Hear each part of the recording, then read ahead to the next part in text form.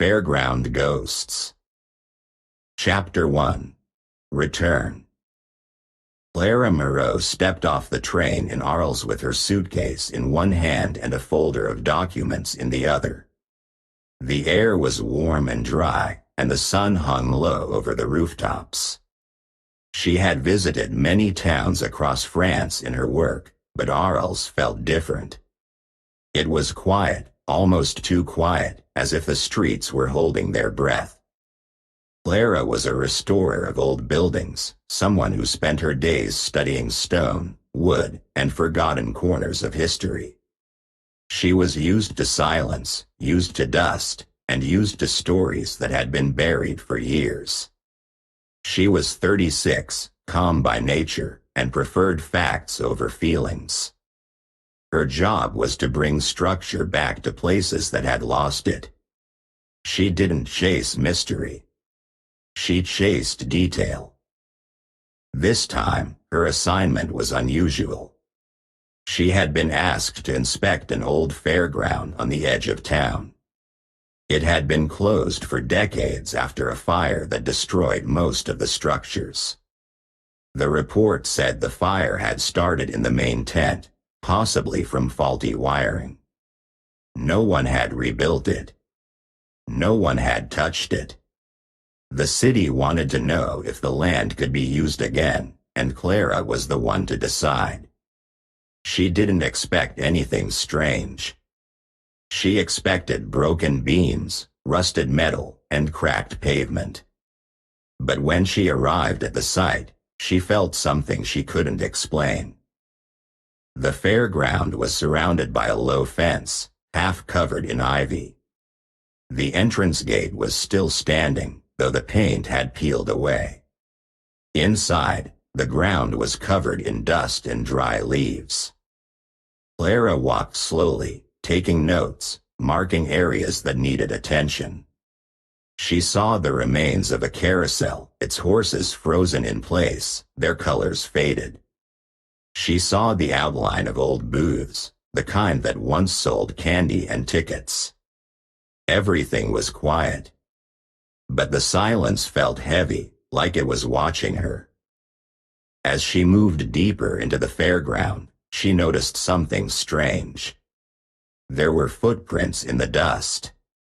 Not animal tracks, not marks from wind or rain. These were human footprints, fresh enough to stand out clearly. They led toward the center of the fairground, then disappeared. Clara frowned. No one was supposed to be here. The site had been locked, and she had the only key. She looked around, but saw no one. She told herself it was nothing. Maybe a worker had come early, maybe the wind had shifted the dust. But the feeling stayed with her. That evening, Clara stayed longer than she planned. She sat on a bench near the carousel, reviewing her notes. The sun had set, and the sky turned deep blue. The fairground looked different in the dark. The shadows stretched longer, and the air grew cooler. Then she heard something. Music. Soft, distant, and old. It sounded like a waltz, the kind played at fairs long ago. Clara stood up and listened. The music came from the direction of the main tent, but the tent was gone. She walked toward the sound, but it faded. There was no one there. No speakers, no instruments, no signs of life. Clara left the fairground with a strange feeling in her chest. She didn't believe in ghosts. She didn't believe in curses. But something was wrong with that place. It was not just abandoned. It was waiting. She returned to her hotel and tried to sleep, but the music stayed in her mind. She had come to inspect a forgotten fairground. Instead, she had found something that didn't want to be forgotten. And though she didn't know it yet, her work had only just begun. Chapter 2. The Cycle. Clara Moreau returned to the fairground early the next morning. The sun was just rising, and the air was cool and quiet. She walked through the gate with her notebook in hand, expecting to continue her inspection. But something was different. The fairground looked brighter, as if the colors had returned overnight. The faded paint on the carousel seemed fresh. The broken booths looked whole again. The dust on the ground had vanished. Clara stopped walking and looked around. It was the same place, but it felt alive. She moved slowly toward the center of the fairground. Then she saw them. Figures appeared between the booths and tents. They were dressed in old costumes, striped jackets, long dresses, hats with feathers. Some carried balloons, others held trays of sweets. They walked in circles, repeating the same movements. A woman laughed and spun around. A man tipped his hat and bowed. A child ran past with a toy in hand. Clara watched in silence. These people were not real. They were not alive. But they were there. The figures didn't notice her. They moved as if she didn't exist. Clara stood still, trying to understand what she was seeing. It was not a performance. It was not a dream. It was something else. These people were ghosts, trapped in a moment that never ended. They were reliving their final night at the fair. Clara felt fear rise in her chest, but she also felt something else, a strange pull, like the fairground was calling her in. She walked closer to the carousel. The music played softly, the same tune she had heard the night before. The horses moved slowly, and children climbed on them with joy. Clara saw the same faces again and again. The same gestures, the same smiles. It was a cycle, repeating without change. She looked at her watch. The hands had stopped. Time had paused. She checked the date in her notebook. It still showed June 12, 1932. The day of the fire. Clara stepped back and tried to focus. She was a restorer, trained to study details and patterns. She looked at the figures carefully. Their clothes matched the style of the early 1930s. Their movements were smooth but slightly off, like a film looped too many times. She realized they were not acting. They were stuck. Something had kept them here, locked in this night. Clara felt a chill in the air, even though the sun was shining. She left the fairground slowly, her thoughts heavy. She didn't know why she could see them. She didn't know what they wanted. But she knew this was not just a forgotten place. It was a memory that refused to fade. The fairground was not empty. It was full of stories, full of people who had never left. Clara felt the pull again, stronger now. She didn't believe in ghosts before. But now, she believed in something. Something that needed to be seen. Something that needed to be understood. And she knew she would return. Not just for her work, but for the truth hidden in the cycle. Chapter 3. Disappearance. Clara Moreau returned to her hotel with a heavy mind. The fairground had shown her something she could not explain, and she needed to talk to someone. That evening, she met with 2 colleagues from the restoration team. They were working on a nearby church and had known Clara for years. She told them everything, about the music, the figures, the strange brightness of the fairground.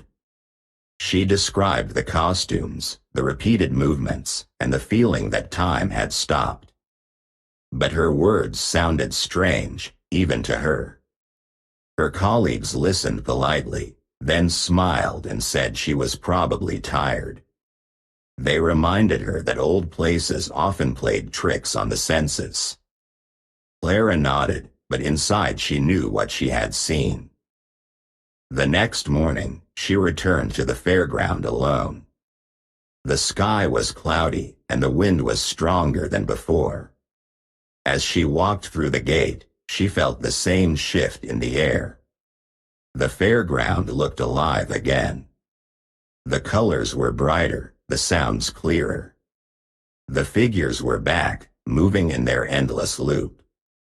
But this time, something had changed. Clara noticed that the figures were no longer ignoring her. They turned their heads as she passed.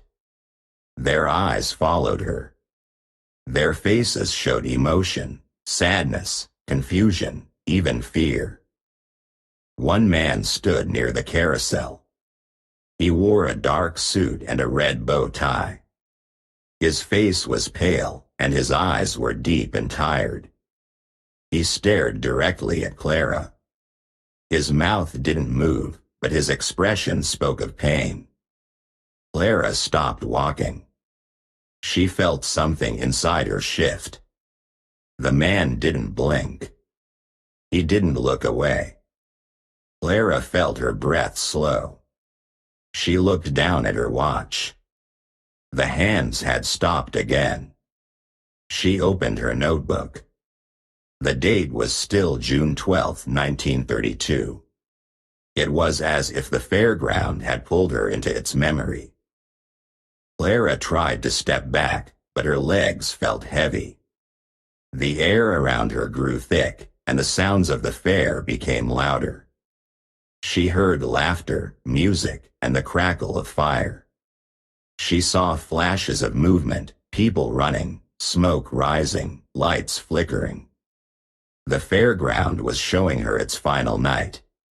She was no longer just watching. She was inside the moment. The figures moved faster, their faces more intense. Clara felt her own thoughts slipping. She couldn't remember what day it was. She couldn't remember why she had come. She closed her eyes and focused. She was Clara Moreau, a restorer, a woman who studied the past but lived in the present. She opened her eyes and looked at the man again. He was still staring, but now his face had softened. Clara took a deep breath and stepped away. The air cleared. The sounds faded. The figures returned to their slow, silent loop. Clara walked back to the gate, her heart pounding. She didn't look back. That night, she didn't sleep. She sat at her desk and wrote everything she had seen. She described the man, the feeling of being pulled into the cycle, the way time had stopped. She didn't know what it meant, but she knew it was real. The fairground was not just haunted. It was alive with memory. It was a place where time had broken, where people were trapped in their last moments. Clara felt a deep sadness. These figures were not trying to scare her. They were trying to be seen. She decided to return again, but not as a restorer. She would go as a witness, as someone willing to listen. The fairground had chosen her, and she could not walk away. Something inside her had changed. She was no longer just studying history. She was part of it. And the cycle was not finished. Not yet. Chapter 4. The Story.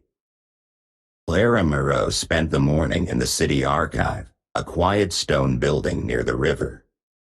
The air inside was cool and dry, filled with the smell of old paper and dust. She had asked the librarian for records about the fairground, especially anything from the early 1930s. The librarian gave her a box of newspapers, yellowed and fragile, and left her alone at a long wooden table. Clara opened the box carefully and began to search.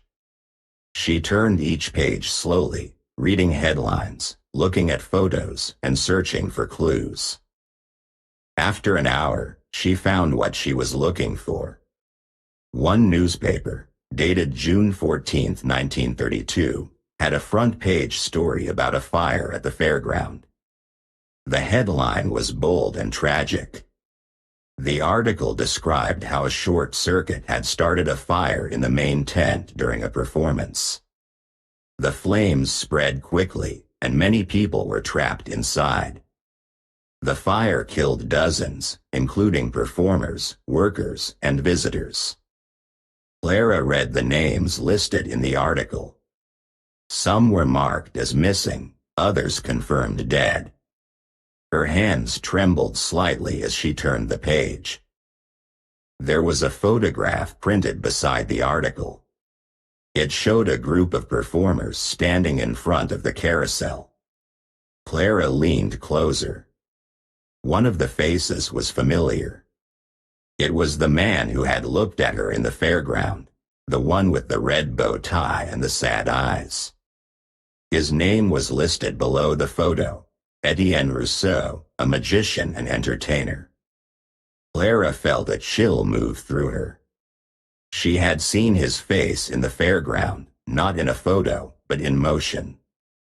He had looked at her with pain, with longing. Now she knew why. Clara sat back and thought. The Fairground had not just been abandoned. It had been the site of a tragedy. The people she saw were not just ghosts. They were victims of a forgotten night. They had died suddenly, without warning, and had never been remembered properly. No memorial, no ceremony, no stories passed down. Their last night had been erased from memory. Clara understood now why they were still there. They were repeating their final moments, hoping someone would notice, hoping someone would care. She looked again at the photo of Etienne. His smile was gentle, his posture proud. He had been a performer, someone who brought joy to others. Clara imagined the moment the fire began, the panic, the screams, the smoke. She imagined him trying to help, trying to escape, and failing. She felt a deep sadness. These people had not chosen to stay. They had been trapped by silence, forgotten by time. Clara knew she had to do something. She couldn't change the past, but she could remember it. She could tell their story. She copied the article into her notebook, word by word. She made notes about the names, the details, the faces. She wanted to learn more, to understand who these people were. She didn't know yet what she would do, but she felt a responsibility. The Fairground had shown her its truth. Now it was her turn to respond. Clara left the archive with her notebook full and her heart heavy. The story was no longer just history. It was alive. And she was part of it. Chapter 5. Immersion. Clara Moreau began to feel the Fairground inside her. It was no longer just a place she visited during the day. It followed her into the night. Her dreams became vivid and strange. She saw the carousel spinning under golden lights, heard the music playing softly in the background, and felt the laughter of children echoing around her. In her dreams, she was not an outsider. She was part of the fair. She wore a costume, held a basket of flowers, and danced with the performers. Her feet moved with ease, her face smiled without effort. But when she woke, her body felt heavy, and her hair smelled faintly of smoke. Each morning, Clara tried to shake off the feeling, but it stayed with her. She looked in the mirror and saw something different in her eyes. They were still hers, but deeper, as if carrying memories that didn't belong to her. She walked through the streets of Arles and felt disconnected from the present. The sounds of cars and voices seemed distant. Her thoughts returned again and again to the fairground. She remembered faces she had never met, names she had never learned, and moments she had never lived. It was as if the fairground had placed its story inside her. She returned to the site more often, sometimes without her notebook. She didn't take notes. She simply watched. The figures moved as before, repeating their final night. But now, some of them looked at her with recognition. A woman in a blue dress nodded as she passed. A child waved. Clara felt her heart respond. She was no longer just observing. She was part of the rhythm, part of the memory. The line between her life and theirs began to blur. She felt their sadness, their longing, and their silence. She understood their need to be seen. But Clara also felt fear. She knew she was changing. Her thoughts were slower, her emotions stronger. She forgot appointments, missed meals, and lost track of time. Her watch still showed the same date, June 12, 1932. She began to wonder if she was being pulled into the cycle. If she stayed too long, would she become one of them? Would her own story be lost in theirs? She didn't want to disappear. She didn't want to be forgotten. She wanted to help, but she also wanted to stay herself. One night, Clara sat in her hotel room and wrote in her journal. She described the dreams, the feelings, the changes. She wrote about the fairground, about Etienne, about the fire. She asked herself what it meant to carry someone else's memory. She realized that the ghosts were not dangerous. They were broken. They were waiting. And maybe, if someone remembered them, they could finally rest. Clara decided she had to act. She had to find a way to break the cycle. Not by running away, but by giving the past a voice. She began to plan. She thought about the article she had copied, the names she had written down, the faces she had seen. She knew that history could heal, but only if it was shared. Clara was not just a restorer of buildings. She was becoming a restorer of stories. And the fairground had given her a mission. She would not let the ghosts fade into silence. She would speak for them. And in doing so, she hoped to save herself. Chapter 6. Recognition. Clara Moreau sat at her desk for hours, writing slowly and carefully. She wanted every word to be true, respectful, and clear. Her article was not just about a fire. It was about people, real people, who had lived, worked, and died at the fairground. She included the names she had found in the old newspaper, along with the date of the tragedy. She described the performers, the workers, and the visitors who had been there that night. She added a photo of Etienne Rousseau, the magician whose face she had seen in both the archive and the fairground. She wrote about the silence that had followed the fire, and how the town had moved on without remembering. Clara didn't try to explain the ghosts. She simply told the story that had been forgotten. She sent the article to the local newspaper and asked if they would publish it. A few days later, it appeared on the front page. The headline was simple: "The Forgotten Night of the Arles Fair." People in the town began to talk. Some remembered the fire vaguely. Others had never heard of it. A few older residents came forward with their own memories, stories of family members who had worked at the fair or who had been there that night.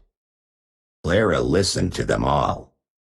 She took notes, collected photos, and gathered small objects that had survived the years. She wanted to do more than write. She wanted to show. Clara organized a small exhibition in the town's cultural center. She called it Voices of the Fair. She displayed the photos, the names, and the stories. She placed the newspaper article at the entrance. She played soft music from the 1930s and decorated the room with Fairground colors, red, gold, and blue. People came, curious at first, then quiet and thoughtful. They walked slowly through the room, reading the names, looking at the faces, and remembering. Some visitors cried. Others stood in silence. Children asked questions. Grandparents answered. The fairground was no longer forgotten. It was part of the town's story again. That evening, Clara returned to the fairground. The sun was setting, and the sky was painted with orange and pink. She walked through the gate and stood still. The air felt different, lighter. The colors were fading, and the music was softer. The figures were still there, but they moved more slowly. Their faces were calm. One by one, they began to vanish. The woman in the blue dress smiled before she disappeared. The child waved once more, then was gone. Etienne stood near the carousel. He looked at Clara, and for the first time, he looked at peace. Then he, too, faded into the air. Clara stood alone in the middle of the fairground. The silence was deep, but not empty. It was peaceful. The cycle had ended. The ghosts had been seen, remembered, and honored. They no longer needed to repeat their final night. Clara felt a quiet joy. She had not saved them with magic. She had saved them with memory. She had given them back their names, their stories, and their place in the world.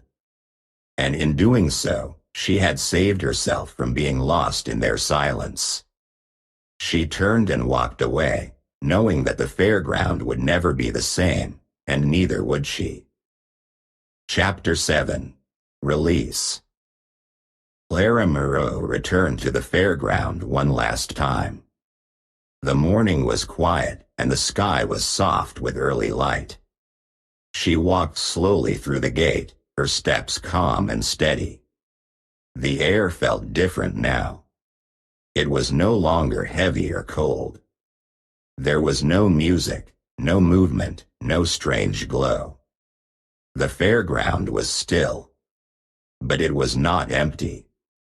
It was peaceful. Clara stood in the center of the space where the carousel had once turned. The ground was covered in dry leaves and soft dust. The colors had faded again, and the silence was deep, but not frightening. She felt warmth on her skin, not from the sun, but from something inside her. It was the warmth of closure. She looked around and saw no figures, no shadows, no signs of the ghosts who had once filled this place. They were gone. Not lost, but released. Clara knew they had left because they had been seen, remembered, and honored. Their names had been spoken, their stories shared. The town had listened. The past had been brought into the light, and the cycle had ended. The fairground was no longer a trap of memory. It was now a place of rest. Clara remained herself. She had feared that she might lose her identity, that the fairground would take something from her. But instead, it had given her something. It had given her understanding, compassion, and a deeper connection to the past. She had come to Arles as a restorer of buildings. She was leaving as a restorer of memory. She had learned that history was not only about stone and wood. It was also about people, about voices that needed to be heard, even after death. Before leaving, Clara took one last walk through the fairground. She stopped near the place where she had often seen Etienne, the magician. She reached into her coat pocket and pulled out a small photograph. It was the same picture from the newspaper, now worn at the edges. She looked at his face. The pain was gone. His eyes were soft, and his smile was quiet.